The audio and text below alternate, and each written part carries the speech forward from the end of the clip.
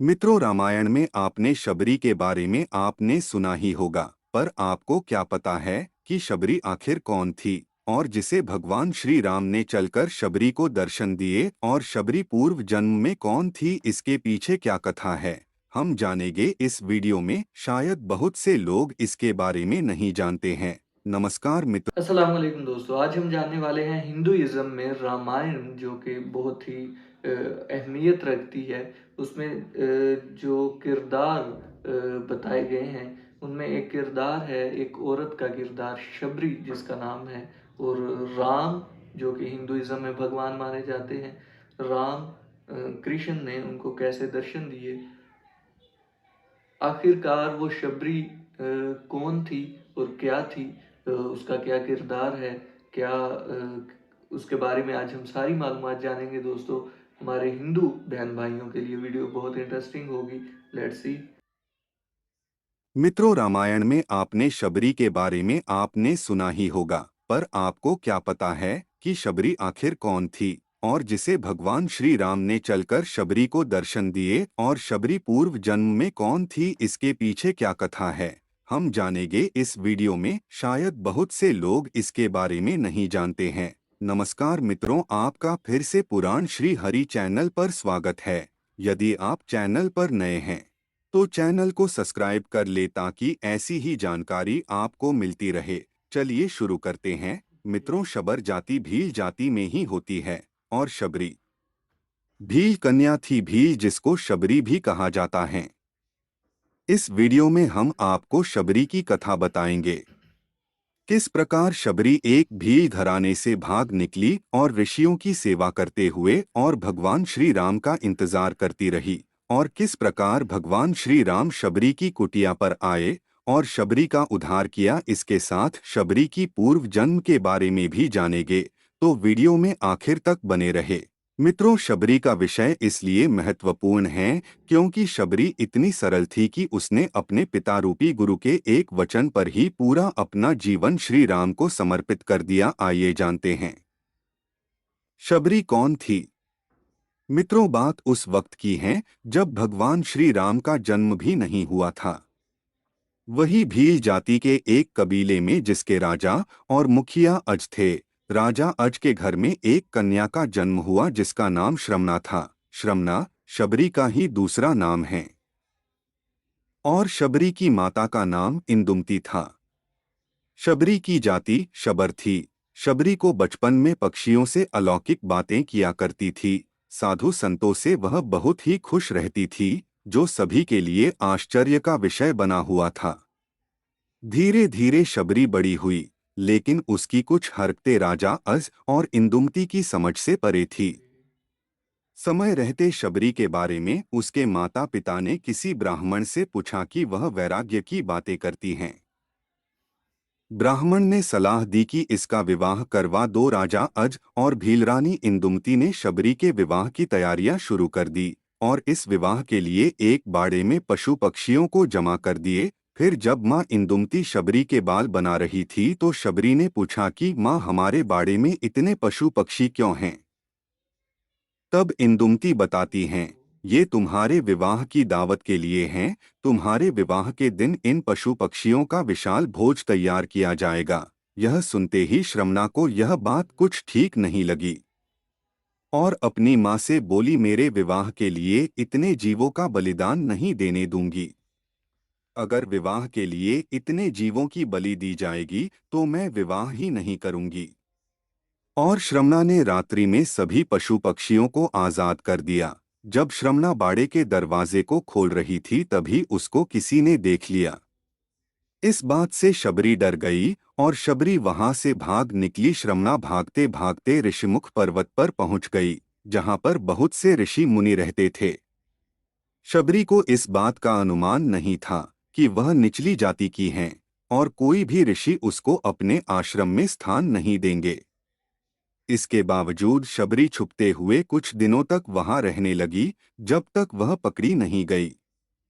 वह रोज सवेरे ऋषियों के आश्रम के बाहर सफाई और आने वाले पत्तों को साफ कर देती थी और ऋषियों के हवन लिए सूखी लकड़ियों का बंदोबस्त भी कर देती थी। बड़े ही भाव से शबरी चुपके से लकड़ियों को ऋषियों के हवन कुंड के पास रख देती थी। कुछ दिनों तक ऋषि समझ नहीं पाए कि कौन है जो उनके सारे नित्य के काम निपटा रहा है। कहीं कोई माया तो नहीं है। फिर जब ऋषियों ने अगले दिन सवेरे जल्दी शबरी को देखा और उन्होंने शबरी को पकड़ लिया और ऋषियों ने शबरी से उसका परिचय पूछा तो शबरी ने बताया कि वह एक भीलनी है। ऋषियों ने भीलनी को नीच जाति का बताकर उसको ताड़ने और गुस्सा करने लगे। तभी उसी समूह से एक ऋषि जिनका नाम ऋषि मतंग ने शबरी को उन ऋषियों से बचाया और उसको अपनी बेटी कहकर उसको एक कुटिया में शरण दी और सेवा करने को कहा। समय बीतता गया। कुछ सालों बाद मतंग ऋषि बूढ़े हो गए और एक दिन मतंग ऋषि ने यह घोषणा की, अब मैं अपनी देह छोड़ना चाहता हूँ। तब शबरी ने मतंग ऋषि से कहा कि एक पिता को मैं वहां पर छोड़कर आई और आज आप भी मुझे छोड़कर जा रहे हैं। अब मेरा कौन ख्याल रखेगा? मतंग ऋषि ने कहा, बेटी तुम्हारा ख्याल अब श्री राम रखेंगे। शबरी सरलता से कहती हैं, राम कौन है बाबा और मैं उन्हें कहाँ ढूंढूंगी? मतंग ऋषि ने कहा, बेटी तुम्हें उनको खोजने की जरूरत नहीं है, वो स्वयं तुम्हारी कुटिया पर चलकर आएंगे।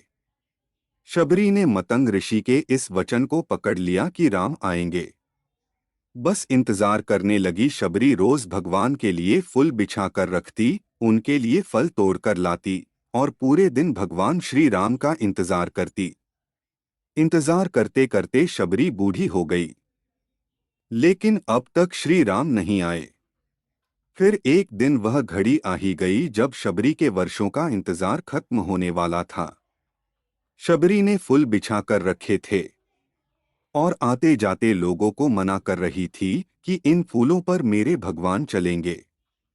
शबरी श्री राम के लिए रोज बेर तोड़ कर लाती थी, यह निश्चित करने के लिए बेर मीठे हैं या खट्टे। शबरी ने बेर को चख चख कर रख देती। जब भगवान श्री राम आए तो शबरी एक पत्थर के आसन के पास बैठी थी। शबरी ने पहली नजर में ही भगवान राम को पहचान लिया और शबरी ने भगवान का खूब आदर सत्कार किया और उनको झूठे बेर खिलाए। इस प्रकार शबरी के वर्षों का इंतजार खत्म हुआ था और उसको भगवान श्री राम मिले थे। शबरी पूर्व जन्म में कौन थी? शबरी अपने पूर्व जन्म में एक रानी थी, नाम था परमहिसी। एक बार कुंभ के मेले में परमहिसी रानी और राजा दोनों साथ में गए थे। राजा का वहां पर शिविर था। रानी को एक दिन अपने खिड़की से ऋषियों का समूह दिखाई दिया जो कि हवन कर रहे थे और मंत्रों का उच्चारण कर रहे थे। रानी परमहिसी का मन भी उन ऋषियों के बीच में बैठने का कर रहा था। रानी ने राजा से आज्ञा मांगी, लेकिन राजा ने कहा कि आप रानी हैं, इस तरह आपको शोभा नहीं देता, आप उन ऋषियों के बीच में नहीं जा सकती हैं। परमहिसी रानी अपने कक्ष में जाकर रोने लगी। रात्रि को परमहिसी रानी अपने कक्ष से निकलकर त्रिवेणी तट पर गई। वहां गंगा मां से याचना करने लगी, हे माते, अगर मुझे दूसरा जन्म मिले तो मुझे रूपवान और रानी मत बनाना, ऊंचे घरानों में जन्म मत देना, अब आप में समाना चाहती हूँ। बस इतना कहकर परमहिसी रानी अपनी देह त्याग देती हैं और जल समाधि ले लेती हैं। इसी कारण अगले जन्म में शबरी रूपवान नहीं थी और ना ही कोई राजघराने पैदा हुई। मित्रों, यह थी शबरी। तो हिंदुइज्म में बहुत ही अहम किरदार शबरी के बारे में आज हमने जाना कि किस तरह से उन्होंने अपनी सारी ज़िंदगी गुजार दी अपने भगवान राम के इंतज़ार में। तो लास्ट में जो मोरल ऑफ द स्टोरी है वो ये है कि सब्र का फल मीठा होता है। तो दोस्तों, वीडियो आपको अच्छी लगी होगी, इंटरेस्टिंग लगी होगी और काफ़ी मज़ा आया स्टोरी सुन के। सो मिलते हैं ऐसी ही नेक्स्ट वीडियो में, तब तक के लिए अल्लाह हाफिज़।